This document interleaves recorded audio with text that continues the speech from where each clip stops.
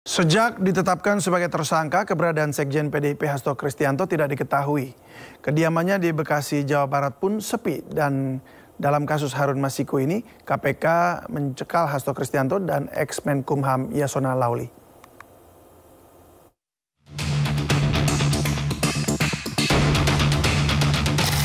Rumah Sekjen PDIP Hasto Kristianto di Villa Taman Kartini Margahayu, Kota Bekasi sepi.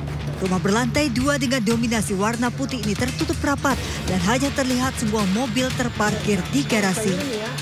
Satu persatu petugas Satgas DPC PDIP datang melakukan penjagaan, namun menurut Ketua RW setempat, penjagaan merupakan hal biasa lantaran Hasto Sekjen PDIP. Hasto dan istrinya diketahui tidak berada di rumah dan tidak ada yang mengetahui di mana Hasto berada sejak ditetapkan sebagai tersangka. Setahu saya nggak ada. Setahu saya. Dari kapan Pak? Kalau nggak ngerti juga. Nggak ngerti kemana Pak? Tapi kalau sehari-hari Pak Hasto dan istrinya memang tinggal di sini atau ada rumah? Tinggal di sini Pak Hasto. Sehari-hari ya Pak? Iya, sehari-hari. KPK telah meminta imigrasi mencekal Hasto Kristianto dan ex-Menkumham Yasona Lauli terkait penyidikan dugaan korupsi suap pergantian antar waktu yang melibatkan Harun Masiku. Tindakan larangan bepergian ke luar negeri tersebut dilakukan oleh penyidik karena keberadaan yang bersangkutan di wilayah Indonesia dibutuhkan dalam rangka proses penyidikan dugaan tindak pidana korupsi sebagaimana tersebut di atas. Keputusan ini berlaku untuk 6 bulan ke depan. Yasona berstatus saksi sempat dimintai keterangan dalam kapasitasnya sebagai Ketua DPP PDIP dan mantan Menkumham. Tim Liputan iNews melaporkan. Usai ditetapkan sebagai tersangka oleh KPK, Sekjen PDI Perjuangan Hasto Kristianto mengaku telah bersiap menghadapi risiko terburuk ketika dihadapkan pada berbagai intimidasi. Bahkan ia mengutip kata-kata Bung Karno yang menyebut masuk penjara adalah bagian dari pengorbanan cita-cita. Terima kasih seluruh masyarakat Indonesia yang saya cintai dan banggakan. Setelah penetapan saya sebagai tersangka oleh KPK, maka sikap dari PD Perjuangan adalah menghormati keputusan dari KPK. Kami adalah warga negara yang taat hukum. PD Perjuangan adalah partai yang menjunjung tinggi supremasi hukum.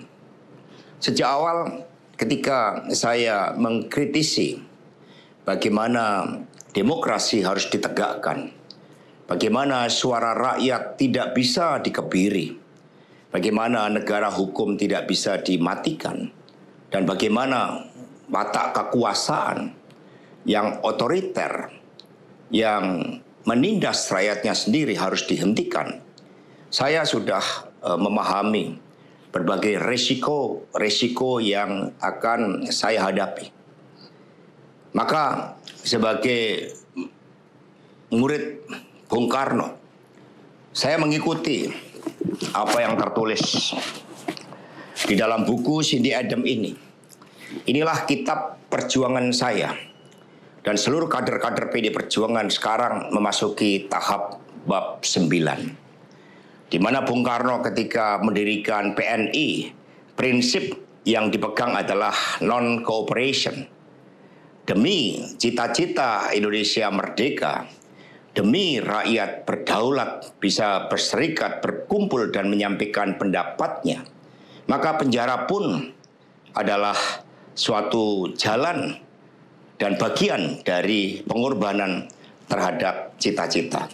Itulah nilai-nilai yang diperjuangkan oleh seluruh kader PD Perjuangan.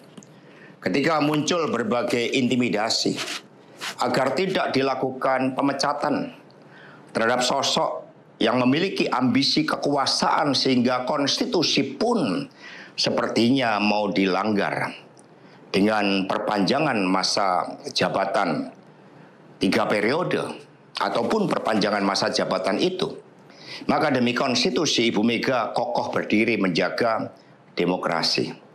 Dan ketika aparat penegak hukum digunakan dengan segala cara untuk melakukan intimidasi, sumber-sumber daya negara digunakan demi kepentingan politik praktis, maka pilihan untuk menghadapi tembok tebal kekuasaan itu wajib dilakukan oleh kader-kader PDI Perjuangan. Karena itulah nilai-nilai yang kami perjuangkan, nilai-nilai demokrasi, nilai-nilai kedaulatan rakyat, dan bagaimana membangun supremasi hukum, hukum yang berkeadilan. Untuk itu, kami tidak akan pernah menyerah. Baik mau digunakan suatu proses intimidasi secara formal maupun dengan cara-cara di luar formal sekalipun, kami sudah menyiapkan risiko-risiko terburuk. Karena sebagaimana dilakukan oleh Bung Karno, masuk penjara adalah bagian dari pengorbanan cita-cita. Untuk itu jangan pernah takut menyuarakan kebenaran. Kita jaga Partai Demokrasi Indonesia Perjuangan. Kita jaga marwah dari Ketua Umum PDI Perjuangan dari berbagai upaya-upaya yang ingin merongrong marwah dan kewibawaan partai hanya karena ambisi kekuasaan.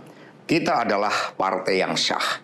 Karena itulah sebagaimana kata para kader PNI ketika menghadapi hukuman gantung di Ciamis hanya gara-gara memegihkan salam merdeka, merdeka, merdeka pada masa Belanda, maka mereka menuju tiang gantungan dengan mulut tersenyum dan kepala tegak. Mari, demi perjuangan terhadap cita-cita, demi nilai-nilai yang kita perjuangkan, risiko apapun siap kita hadapi dengan kepala tegak dan mulut tersenyum. Terima kasih, merdeka!